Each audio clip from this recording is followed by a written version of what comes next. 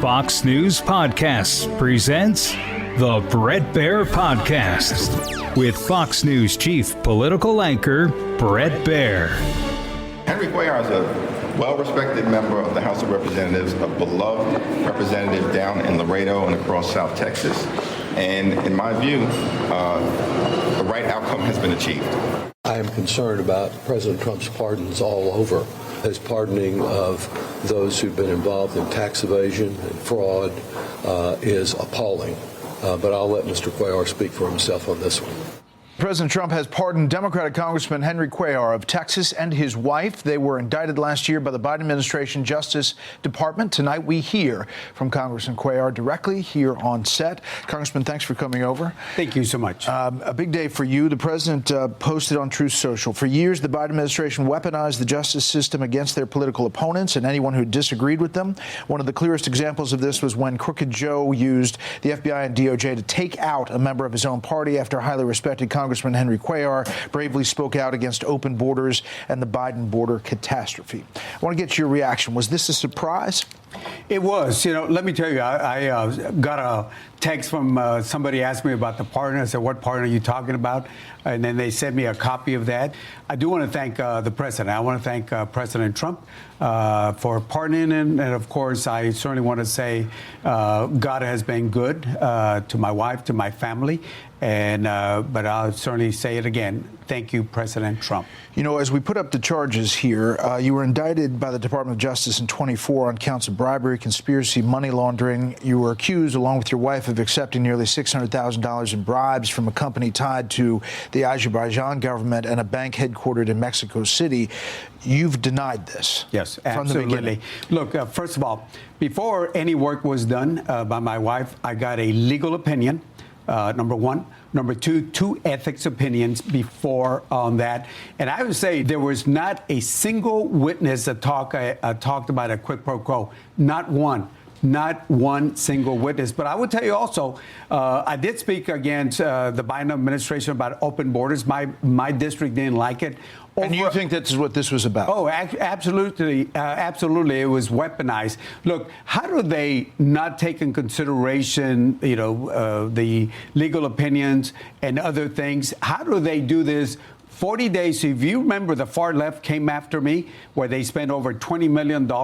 How do they do this 40 days before an election and other things? And I'll be talking about this later on a lot more in detail, but not a single witness had any talked about any quid pro quo. Not one. So you're obviously from a district, as we put up the district down there in Texas, where Republicans thought, hey, with your charges, this could be something that turns around for Republicans. And if you look at the balance of power, just from a political standpoint, right now, 219 to 213, Politico writes it this way.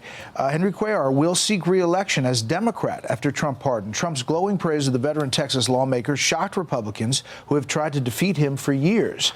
Are you running for reelection as a Democrat? Look, I'm a conservative Democrat, and I work across the lines, and I want to see the president succeed, President Trump, and it's good for the country, and I will work with anybody. Now, we might have some differences, but if I can work with him, I will work with President Trump. But you're going to file as a Democrat in that district? That is correct. And as I told some of my Republican friends, I think I vote better than some of the Republicans in the caucus. We'll continue right after this. But you do want the Democrats to win the majority. Yes, of course. But again, I am focused on my election, and I will work bipartisan with anybody. Do you think the president expects something from this? For the people who say there has to be some quid pro quo, there has to be something, like he expects a vote, he expects a change in party, something happened. That's what the critics out there would look at this and say. Look, of course, that's what the critics are going to say. Yeah. Do you think he expects something? No, look, the president, look, I really felt for him on some of the charges they filed against him. I think it was very unfair.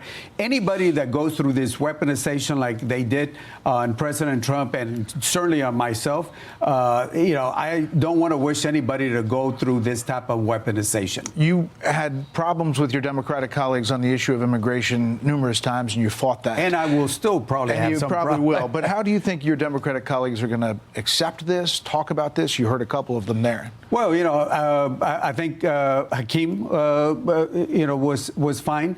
Lloyd Doggett, I love Lloyd Doggett, but Lloyd Doggett is Lloyd Doggett, and that's all I got to say about Lloyd Doggett. We had differences before.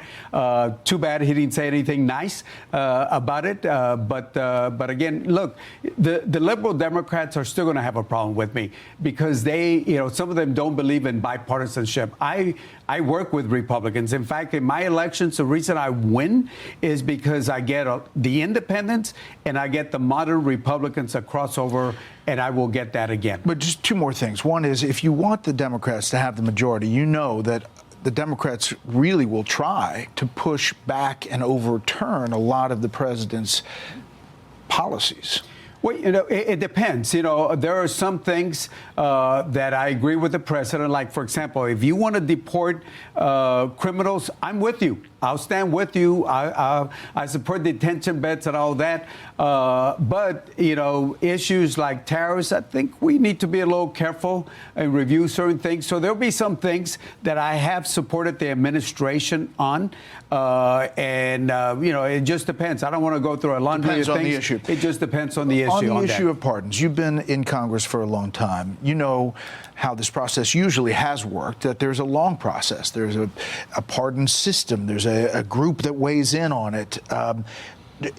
How did this come about, do you think? Do you think there was a process here, or do you think that the president, he obviously has the constitutional authority, but people who question the process? Look, I'm not going to second guess the president, except to say to the president, President Trump, thank you. That's the message. Congressman Cuellar, thank you for coming in. Thank you so much. Good seeing you again. Appreciate it. Yes, sir.